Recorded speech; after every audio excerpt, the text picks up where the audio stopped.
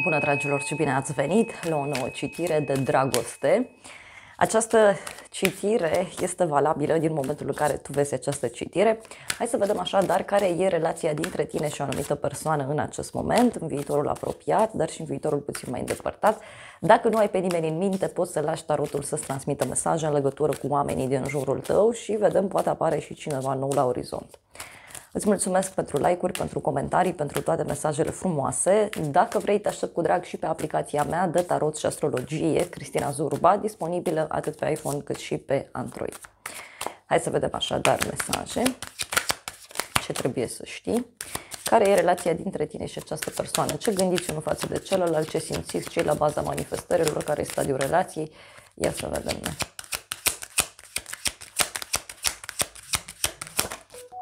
Bun, a început citirea. A început citirea cu 7 de monede. Se pare că aici este vorba despre o așteptare foarte mare. Da? Fie persoana aceasta te pune în așteptare, fie aici este vorba despre o perioadă în care relația în sine se bazează mult și pe bani. Poate aveți niște bani în comun sau poate aveți în comun ceva legat de muncă. Aici avem regina de bâte, 10 de cupe, 2 de spade. Da? Frumos, o conexiune cu o zodie de foc, berbec, leu, săgetător. Relația aceasta este dominată de pasiune, de un anumit ideal, e ca și cum cineva aici tot visează la o relație perfectă, la o relație fericită, la întemeierea unei familii, doar că regina asta de bâtă, știu eu, e foarte grăbită din fire. Da? Uite, dacă ești femeie, poate să fie și un moment în care așteptările tale în legătură cu această persoană posibil să nu fie foarte realiste. De asemenea, ce mai văd e faptul că ești într-o perioadă în care ești foarte sigură pe tine ca și femeie, știi foarte bine ce-ți dorești, însă, atenție, pentru unii dintre voi, mai simte aici și o tăcere în această relație care poate să țină de o rivală. Da? Adică o altă persoană care e implicată în toată povestea aceasta, pentru unii dintre voi. Dar văd aici clar multă speranță între tine și această persoană, foarte multe lucruri care se petrec aici și care țin de ideea de distracție, de iubire. Nu văd, da, momentan ceva extrem de stabil. Hai să vedem între tine și această persoană. Avem 7 de monede. Aici eu simt că lucrurile se mișcă cu viteza melcului. Pentru unii poate să fie vorba și despre faptul că în această relație tot așteptați ceva să crească. În unele cazuri e posibil ca aici să trăiți foarte mult în trecut, ce bine era odată, ce frumos era odată, cum anume se așezau lucrurile, dar tot cu 7 astea de monede văd clar aici și niște semne pe care le urmați. Uite, pentru unii poate să fie și ca un fel de relație, fie secretă, fie este o relație în care lucrurile nu sunt foarte concrete. La baza manifestărilor tale, regele de monede, o conexiune cu o zodie de pământ, Taur, Fecioară, Capricorn. Tu ești într-o perioadă aici în care te axezi foarte mult pe bani, te axezi foarte mult pe seriozitate. Poate dacă ești femeie, fie ești sub influența unui astfel de bărbat, fie e posibil aici să fii o persoană mai masculină. Dacă ești bărbat, uite, posibil ca seriozitatea să conteze foarte, foarte mult în legătură cu această persoană și e clar că așteptarea asta e prea mare. Cealaltă persoană, doiul de bâte. Persoana asta parcă se pregătește pentru ceva. Fie este vorba despre o persoană care e la distanță, fie pentru unii poate să fie vorba și despre cineva care își face aici planuri pe termen lung. Este o persoană care tot stă și așteaptă, se pregătește din timp, dar poate să fie și cineva care a luat distanță, da, față de tine. În inima ta, asul de cupe. E ca și cum tu aici simți liniște, simți pace, e un nou sentiment pe care îl ai în legătură cu persoana asta. În unele cazuri simt aici că e posibil și ca cineva nou să se arate în jurul vostru. Cealaltă persoană, 10 de monede. Interesant.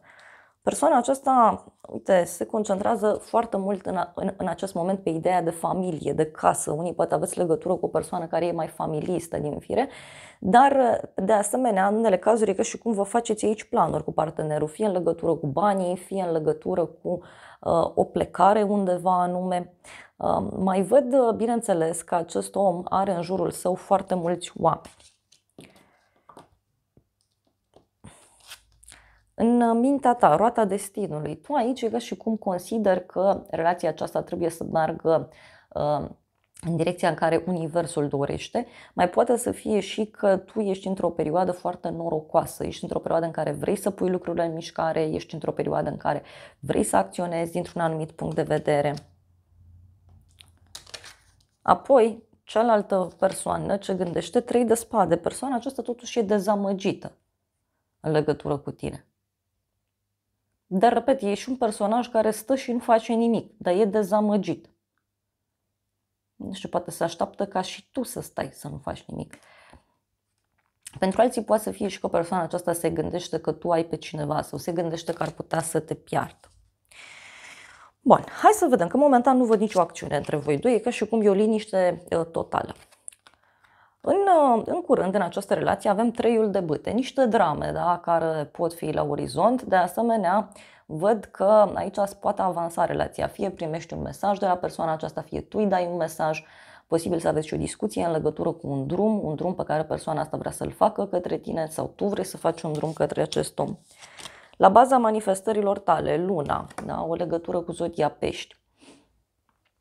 Aici văd foarte multă confuzie pentru tine la un moment dat, da, în curând, dar și un moment de romantism, da, pentru tine. E ca și cum în curând, nu știu, vei fi foarte instabil sau instabilă din punct de vedere emoțional. E ca și cum e oarecare teamă, pentru că clar nu cunoști, da, cum stau lucrurile exact. Cealaltă persoană, turnul, aulă. Cealaltă persoană trece prin niște evenimente foarte complicate, viitorul foarte apropiat, evenimente care nu țin de el sau de ea, e ca și cum acestei persoane îi se dărâmă un imperiu de sub picioare sau persoana aceasta trece prin tot felul de evenimente. Acum, dacă tot a stat și a așteptat, că e foarte multă energie de stagnare, da? Și nu trebuie să fie, că e clar că ceva nu e în regulă, e clar că în viața acestui om va apărea un eveniment foarte puternic care va schimba multe. Poate să fie un adevăr, pot fi niște măști care cad jos de pe față. Turnul de asemenea poate să reprezinte și faptul că acest om e decăzut din grațiile cuiva. Dar pentru tine, uite, la baza manifestărilor tale este clar aici vorba despre partea aceasta de iubire, da? De afecțiune. E ca și cum poate ți este teamă pentru ceea ce omul ăsta face. În inima ta, ce vei simți? 4 de monede. Aici, uite, vei fi foarte sigur pe tine sau foarte sigură pe tine. E ca și cum aici fie simți nevoia să fii mai posesiv sau mai posesivă cu această persoană, fie poate avea legătură și cu faptul că vei simți aici că teritoriul îți poate fi încărcat. Cealaltă persoană, regina de monede, o conexiune cu o zodie de pământ, Taur, Fecioară, Capricorn.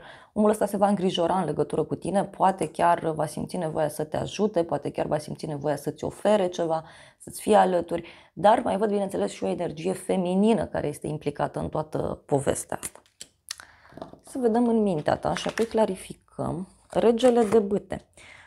Deci din nou o conexiune cu zodii de foc, berbec, leu, săgetător. Posibil aici tu să te gândești că persoana aceasta te minte, că persoana aceasta manipulează, că persoana aceasta vrea să te convingă de un anumit lucru și ca și cum n-ai încredere, da? N-ai încredere și îți ții în continuare sentimentele, emoțiile.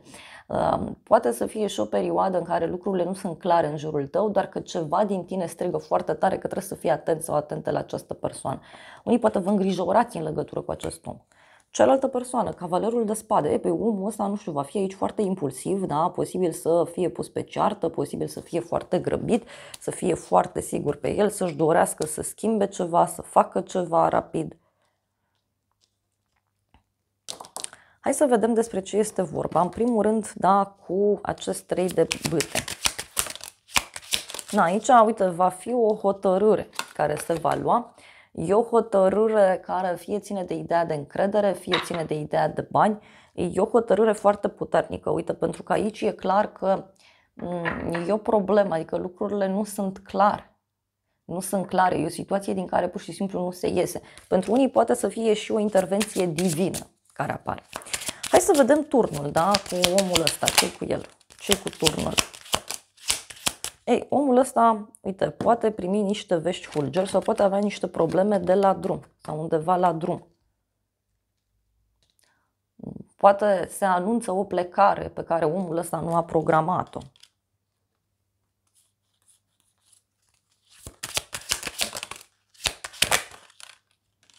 în mintea sa, uite, în mintea sa avem cheia, ursul, casa și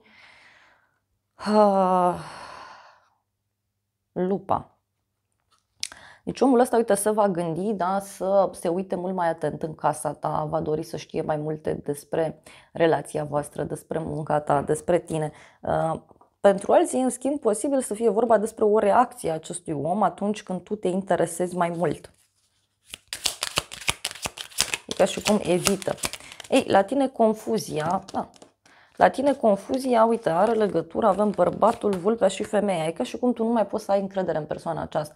E ca și cum ești confuz sau confuză, da? Simți că ești mințit, înșelat. Deci e ca și cum nu mai ai încredere în omul ăsta. Am întrebat în inima sa. Ei, în inima sa, uite, persoana aceasta își dă seama că lucrurile nu mai pot funcționa așa.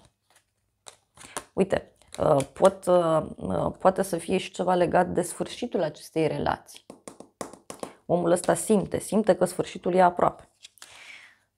În viitor avem aici Marele Preot, ok, o conexiune cu Zodia Taur. Se pare că după această furtună, Marele Preot vine și clarifică relația. Marele Preot poate să însemne oficializarea acestei relații, o discuție despre ideea de căsnicie. Sau poate să fie și un moment în care mergeți undeva la un terapeut, la cineva care vă dă sfat, poate chiar o persoană pe care o respectați voi foarte mult, ar putea avea un rol important în această relație.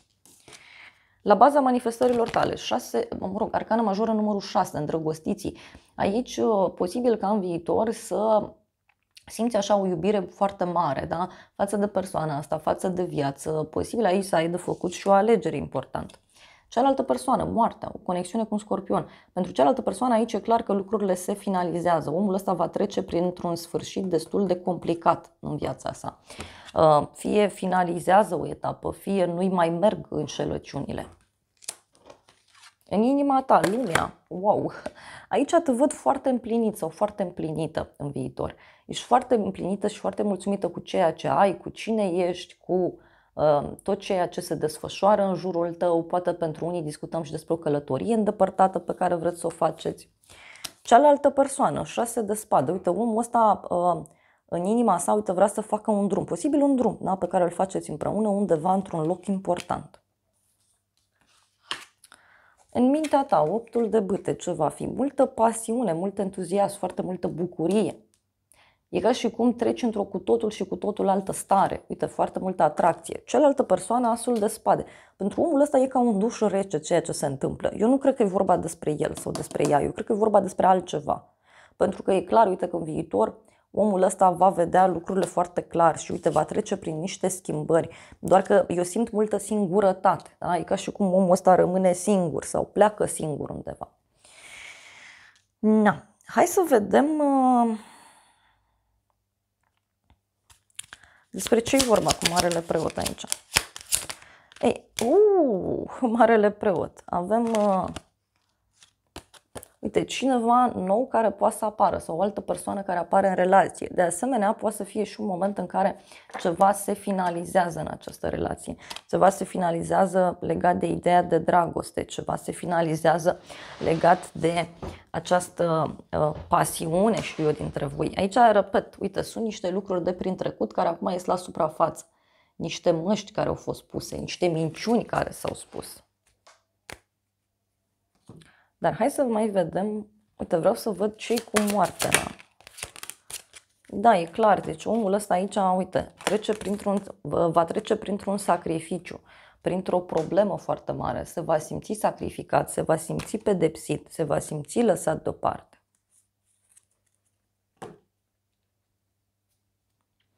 Hai să vedem ce zice acest oracol despre această persoană. Cu turnul aici am întrebat în primul rând și mi-a ieșit trigger. Se va simți provocat acest om în curând, va exploda din punct de vedere emoțional, da, în legătură cu niște răspunsuri pe care le așteaptă, sau poate tu aștepți niște răspunsuri. Însă, ce mai văd aici, avem un start fresh, noi oportunități, a lăsat trecutul în urmă, a oferi o altă șansă. Da? Posibil aici ca această persoană să reacționeze ciudat la faptul că tu vrei să-ți dai o altă șansă, sau vrei să dai cuiva o altă șansă.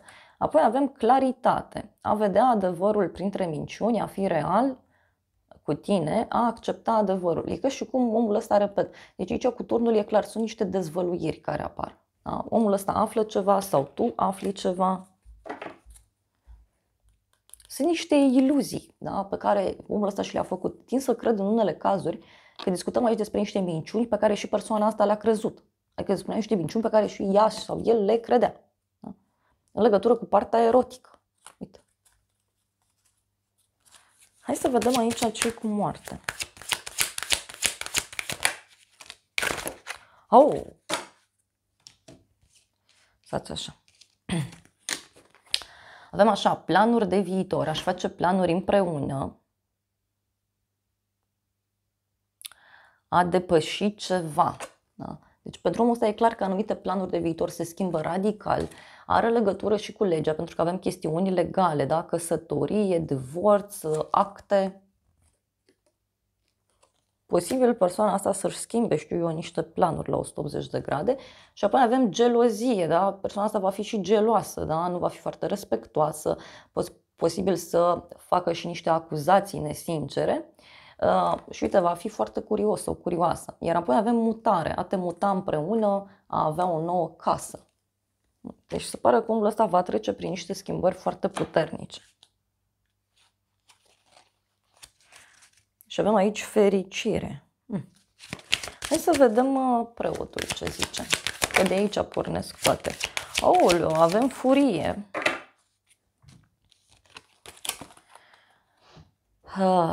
Foarte multe resentimente din partea acestei persoane.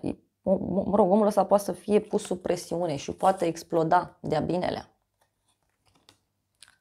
Avem flăcări gemene, o conexiune karmică. Un contract karmic. Poate să fie și un contract karmic, da, care se închide. Deconectare.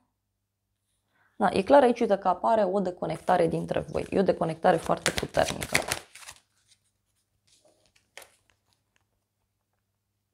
Un nou început. A păstra aparențele. Deci e clar aici că e un nou început pentru tine. Ia să vedem pentru tine.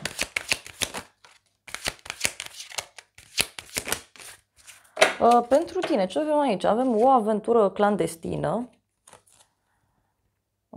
o întâlnire secretă și avem așa, a purta, a aștepta pe cineva anume, a căuta dragostea, a acționa. E posibil aici ca tu să cunoști pe cineva și să zici, uite, încerc, ce-o fi, o fi.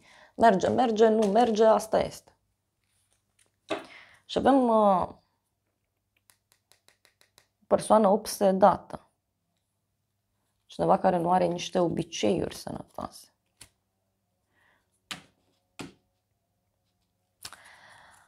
Da. Hai să vedem acum ce îți va spune persoana asta.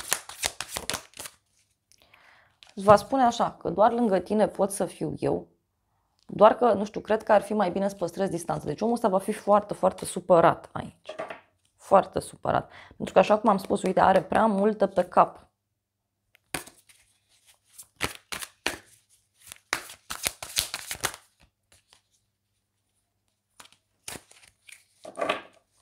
Și uite, foarte hotărât. Că am pus punct, dar nu îți pot spune tot adevărul. Poate, știu eu, omul ăsta într-un moment de gelozie, așa, să reacționeze într-un mod dur.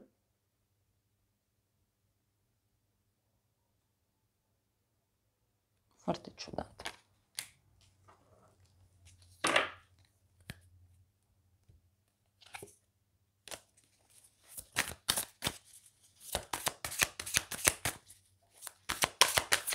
Să vedem ce îi vei spune tu.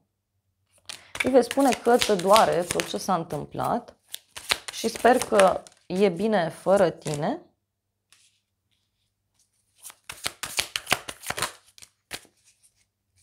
Da, e ca și cum aici îi vei spune acestei persoane că ai plătit pentru acest contract karmic, da? Ai plătit pentru tot, pentru ceva anume. Da? Și e posibil să-i spui că, uite, eu am vrut să te întorci la mine, dar dacă n-ai făcut niciun gest, nimic, Hai să vedem în încheiere ce zice acest oracol de dragoste. Avem timp și intenții. Mă întorc acasă la tine. Nu sunt sigur unde sunt pe drum, dar merg. Aici deci e clar că nu e o certitudine. Iar apoi avem mesaje telepatice. Tu apari în visele mele, mă ajută să procesez amintirile prăfuite. Aici poate să fie și o conexiune aparte. Dar avem și niște minciuni karmice. Știu că trebuie să elimin atașamentele cu oamenii karmici. Îmi creez un plan pentru a o părăsi sau pentru a-l părăsi. Da, deci aici se pare că mai e cineva în toată povestea asta. Mai vreau un mesaj.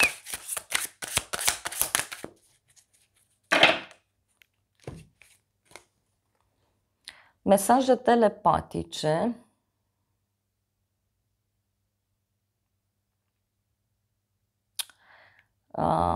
Simt că mă îndepărtez sau că te îndepărtezi de mine și asta îmi accentuează anumite frici, cum că mă vei lăsa pentru cineva mai bun sau mai bună. E clar că omul ăsta se gândește aici că tu oricând îți poți găsi pe altcineva.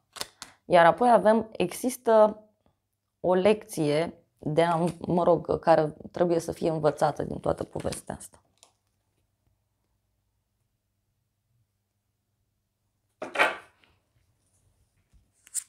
În unele cazuri e posibil ca omul ăsta să realizeze faptul că relația asta e ca o comoară pentru el sau pentru ea, doar că e posibil să fie prea târziu. Na, dragilor, acestea au fost previziunile de această dată. Eu vă mulțumesc pentru prezență, vă îmbrățișez cu drag, sper din suflet să vă fie de folos informațiile și să ne revedem cu bine și data viitoare. Eu vă doresc să aveți parte de o zi sau de o seară cât mai frumoasă.